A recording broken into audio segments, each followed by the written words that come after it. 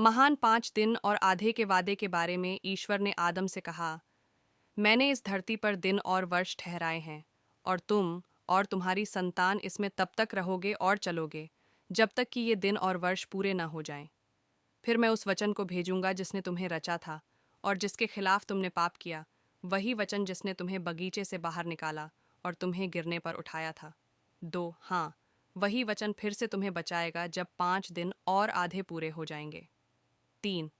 लेकिन जब आदम ने ईश्वर से ये शब्द सुने और 5 दिन और आधे की बात सुनी तो वह इसका मतलब नहीं समझा।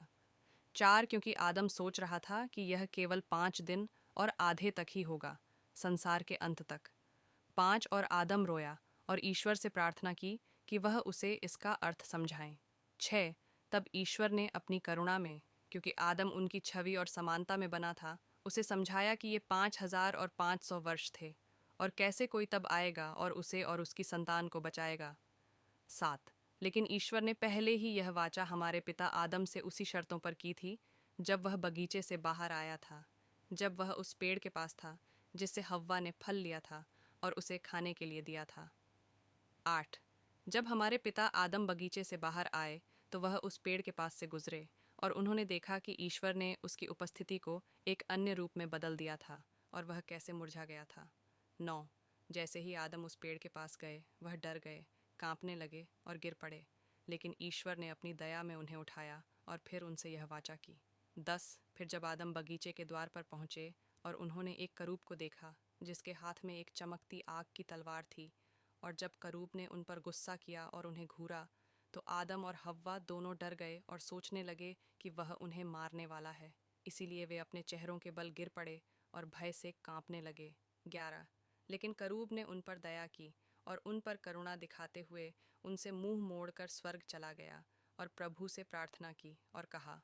12। हे प्रभु, तूने मुझे जलती हुई तलवार के साथ बगीचे के द्वार की रक्षा करने के लिए भेजा है।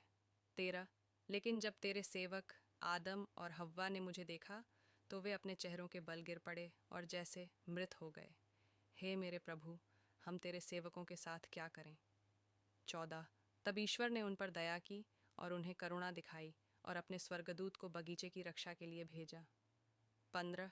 और ईश्वर का वचन आदम और हव्वा के पास आया और उन्हें उठाया। 16। और प्रभु ने आदम से कहा, मैंने तुमसे कहा था कि 5 दिन और आधे के अंत में मैं अपना वचन भेजूंगा और तुम्हें बचाऊंगा। 17।